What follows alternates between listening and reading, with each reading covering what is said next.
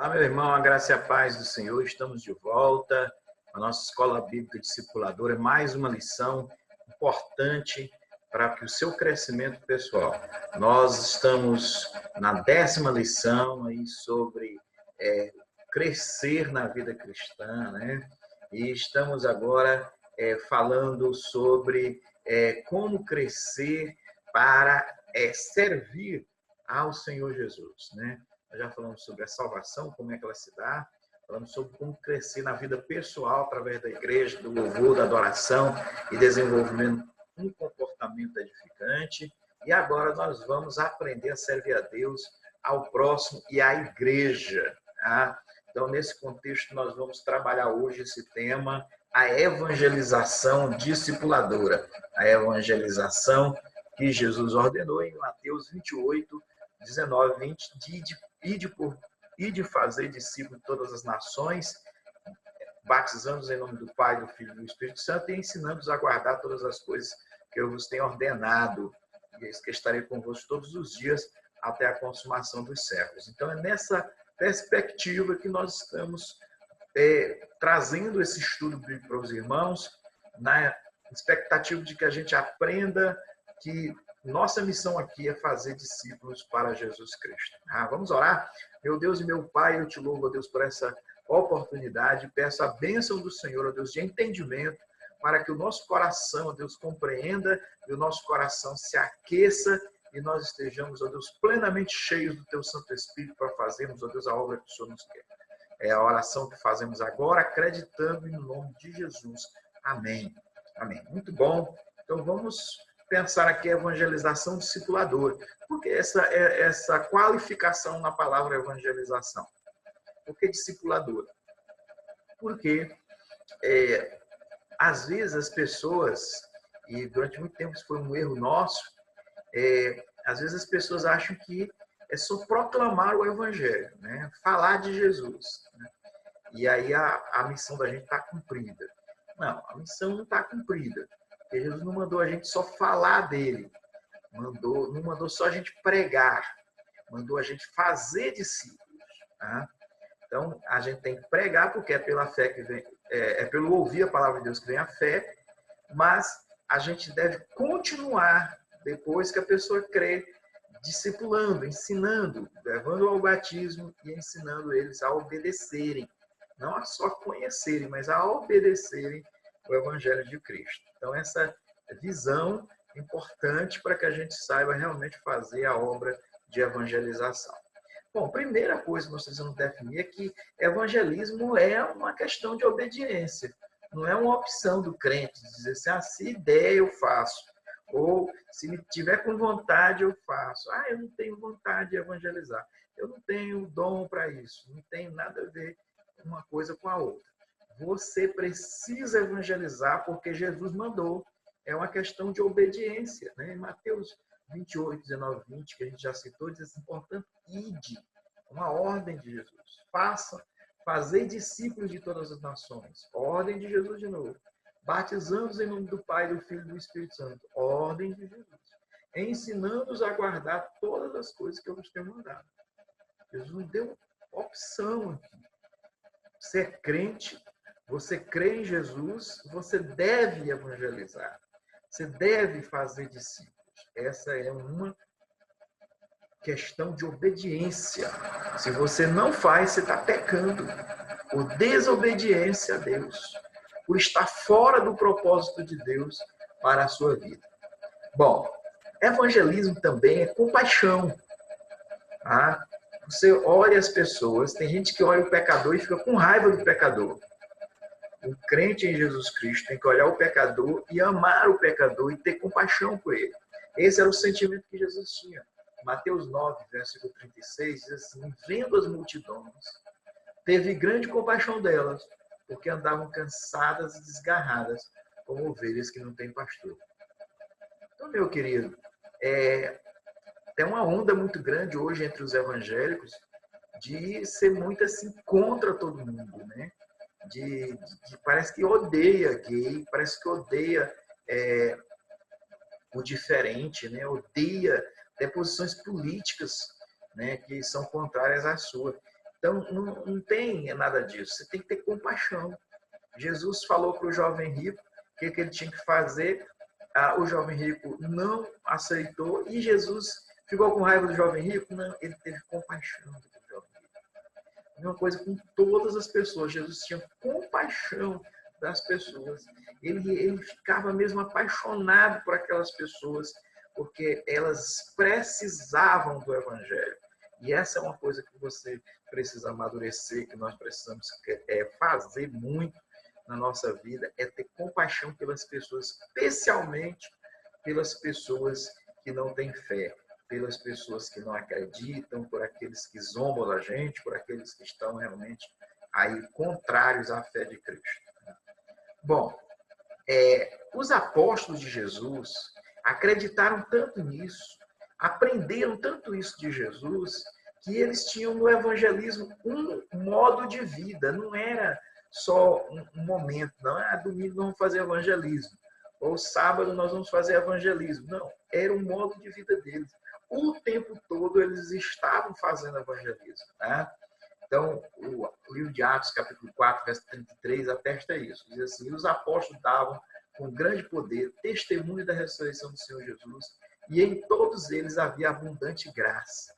Tá? Então, era o tempo todo, eles davam testemunho do poder de Deus, da ressurreição de Jesus, da salvação, o tempo todo, para onde eles iam, com quem falassem, intencionalmente eles tinham essa ideia de, primeiro, antes de comentar sobre futebol, antes de comentar sobre política, antes de comentar sobre as zoeiras da vida, eles comentavam de Jesus, eles procuravam um jeito de falar de Jesus, eles tinham no evangelismo o seu modo de vida, o seu modo de vida. Tá?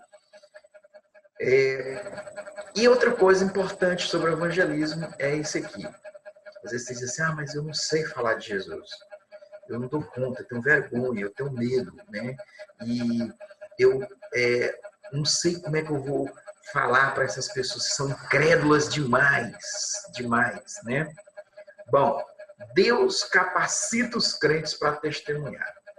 Em Atos, capítulo 1, versículo 8, diz assim, mas recebereis o poder do Espírito Santo, que há de vir sobre vós, e vocês vão ser minhas testemunhas, tanto em Jerusalém como em toda a Judéia e Samaria e até aos confins da terra. Então, muito importante, amado irmão, você obedecer a Deus, porque Ele vai dar poder para você dar conta de obedecer. Não é uma coisa que, mas não sei fazer. Bom, não depende do seu saber, não depende da sua coragem, da sua força.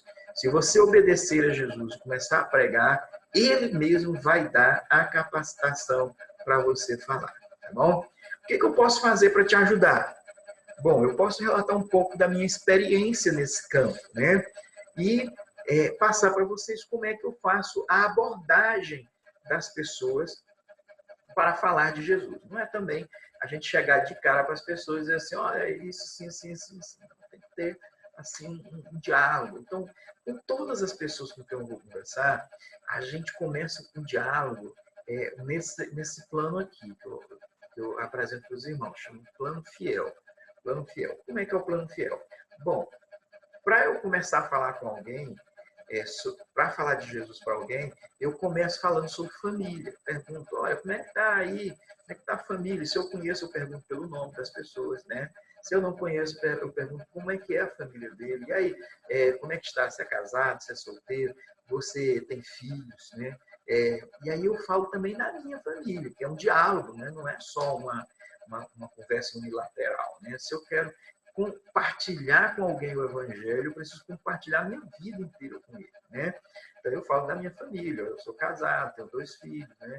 E só um mora comigo, o outro está casado também, e aí tal, e a gente vai vendo coisas que são comuns entre nós, vai criando um quebra-gelo ali entre as pessoas, ela vai confiando mais naquilo que, confiando em mim, e, consequentemente, vai confiar naquilo que eu vou falar, tá? Porque as pessoas são assim. Primeiro, eles acreditam em você, depois, eles vão acreditar naquilo que você diz.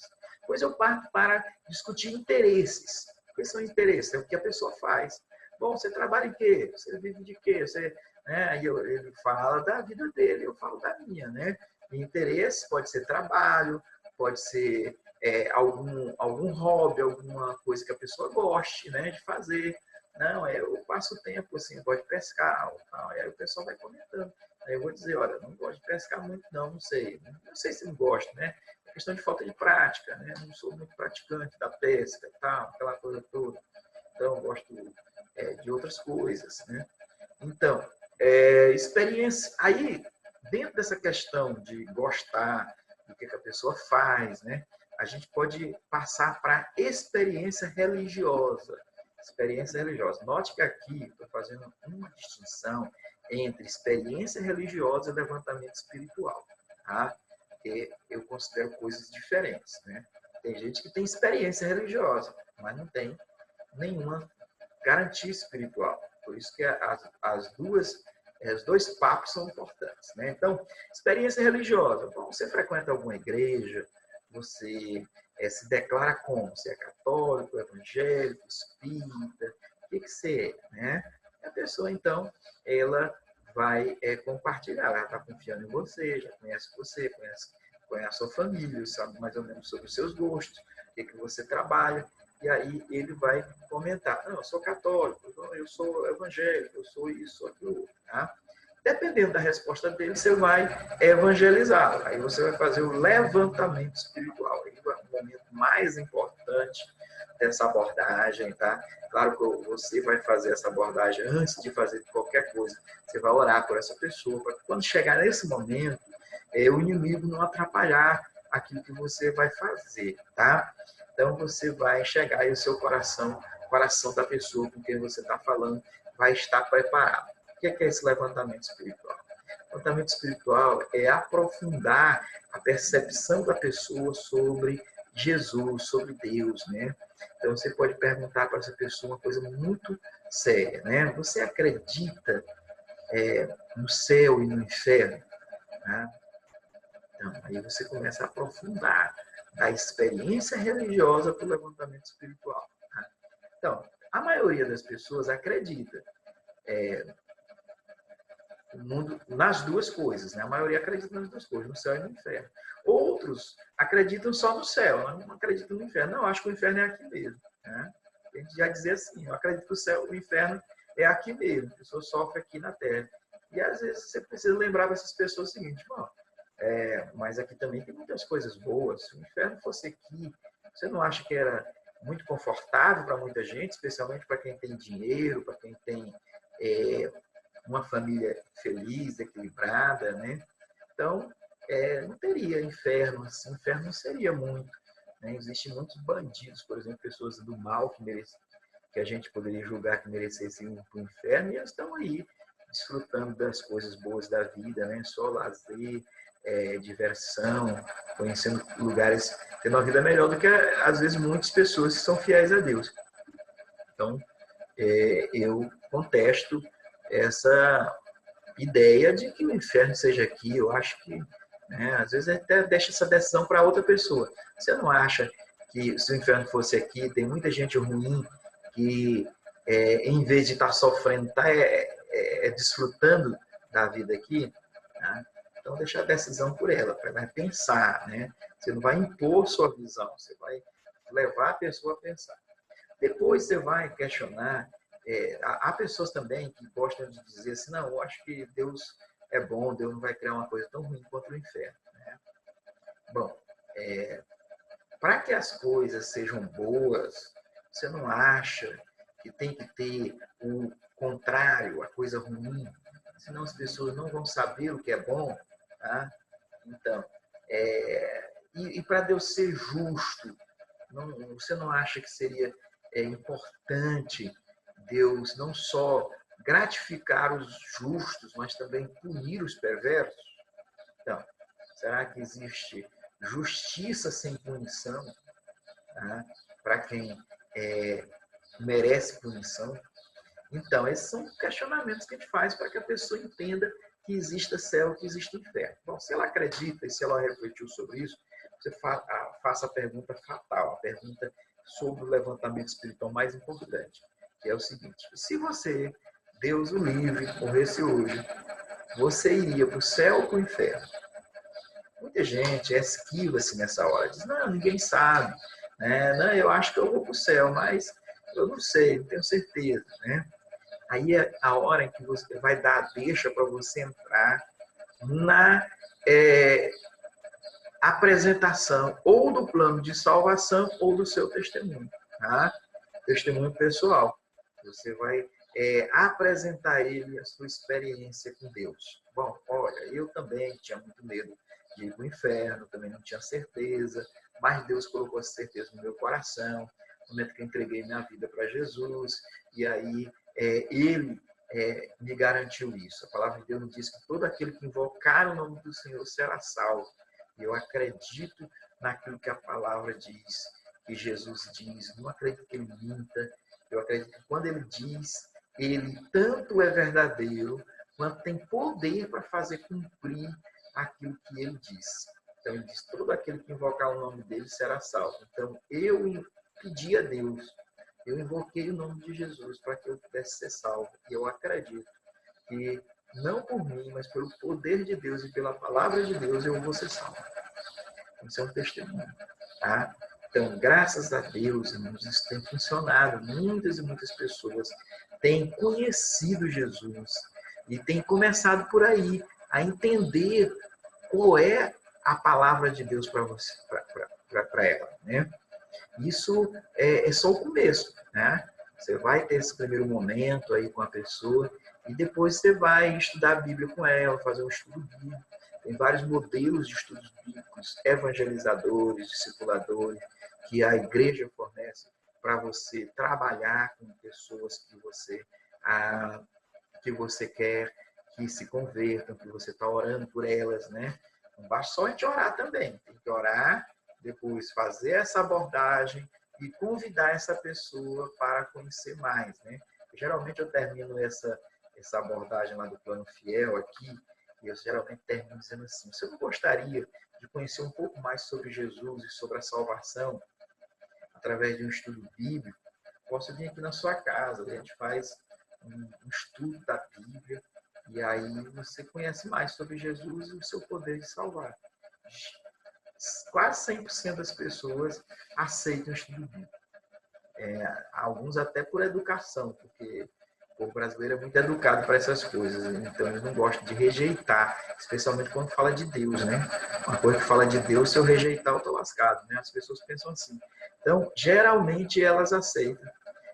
E a maioria, né, 60%, 70% das pessoas que aceitam o estudo bíblico acabam aceitando Jesus como seu salvador pessoal. Então, isso é muito, muito efetivo, funciona e Deus abençoa muito. Agora, entenda, não é só fazer a pessoa aceitar Jesus que já está terminado o seu trabalho com aquela pessoa, né?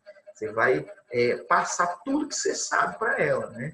E isso é uma coisa de vida mesmo, é um projeto de vida. Não é uma coisa só de momento, não é um mês, nem 2 meses, nem 1 ano. É a vida toda. Você vai ser um discipulador na vida daquela pessoa. Você vai ser uma pessoa que vai se multiplicar. Isso que a gente chama de discipulado multiplicador. Eu vou fazer aquela outra pessoa compreender o Evangelho e ser um crente efetivo, né? E depois ela vai fazer isso com outra pessoa. E aí vai se multiplicando o Evangelho, né? 2 Timóteo, capítulo 2, versículo 2, diz assim: porque de mim ouvistes entre muitas testemunhas, confio a homens fiéis, que sejam idôneos para também ensinarem aos outros. Tá? Então, esse é o discipulado multiplicador.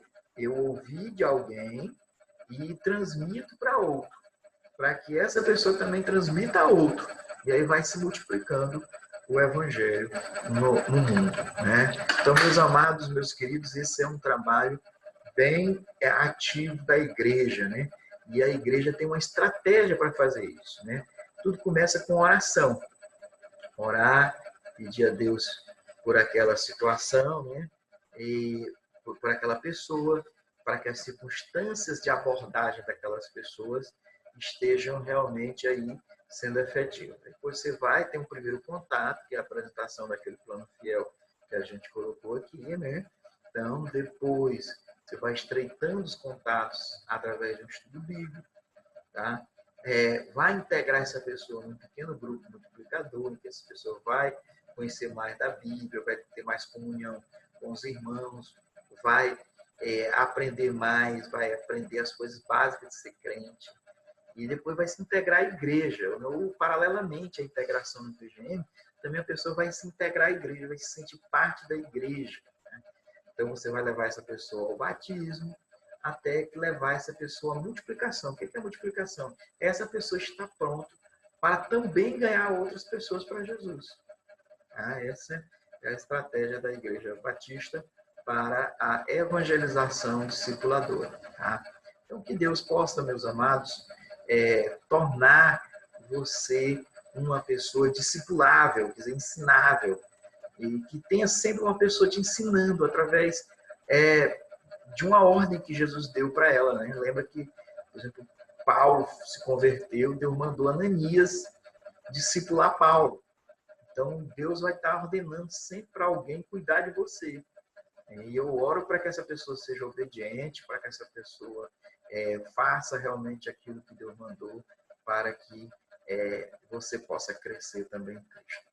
E eu peço também a Deus que você também seja um discipulador. Você também ajude alguém a crescer em Cristo. E que você possa ensinar os outros a fazer exatamente o que Jesus mandou. Conforme ele disse lá em Mateus 28:20. Ensinando-os a fazer tudo que eu tenho ordenado. Então, que nós possamos ser instrumentos da mão de Deus para isso. E assim a igreja do Senhor Jesus vai crescer. Deus te abençoe em nome de Jesus e que nós possamos, assim, cada dia mais aprender mais e mais do Senhor Jesus. Né? Então, vamos juntos crescendo e juntos fazendo a igreja do Senhor Jesus crescer mais e mais. Até a próxima oportunidade, se Deus assim nos permitir.